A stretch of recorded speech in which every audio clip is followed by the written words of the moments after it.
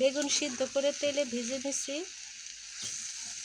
এখন পেঁয়াজ মরিচ ধনিয়া পাতা দিয়ে মাখাবো পরে। এখন তরকারিটা বসায় দিই।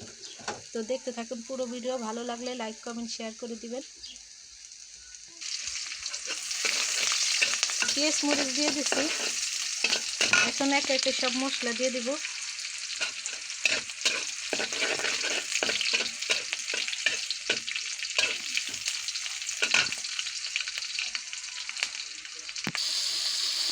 মশলাটা কষিয়ে নিলাম। এখন বেগুনগুলো ছেড়ে দিব।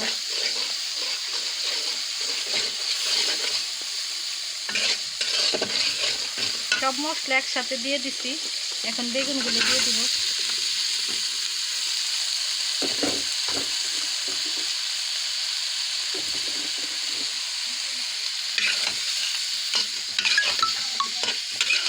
অফ ক্যামেরায় সব মশলা দিয়ে ভালো করে কষিয়ে নিয়েছি। এখন বেগুনটা ভালো করে কষাবো, পরে মাছগুলো উপরে বিছিয়ে দিব, টমেটো দিয়ে দিব। অফ ক্যামেরায় বন্ধুরা, কলিজার আপুরা, অনেক কাজ করে ফেলছি। মেয়েকে নিয়ে স্কুলে গেছি, স্কুল থেকে আসছি। ঘরে কত কাজ ছিল সেগুলো আর দেখাই নেই।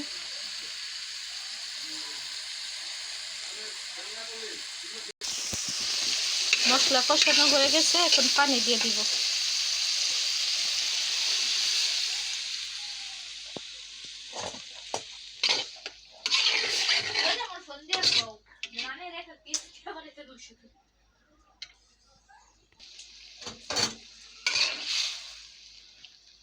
পানি দিয়ে দিছি তরকারিতে। মাছগুলো ছেড়ে দিলাম।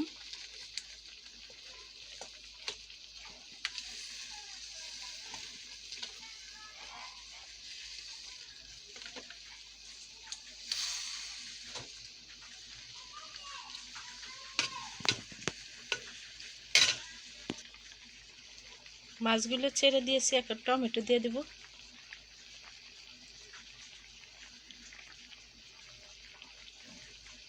টমেটো দিয়ে দিলাম। পরে ধনিয়া পাতা দিয়ে দিব।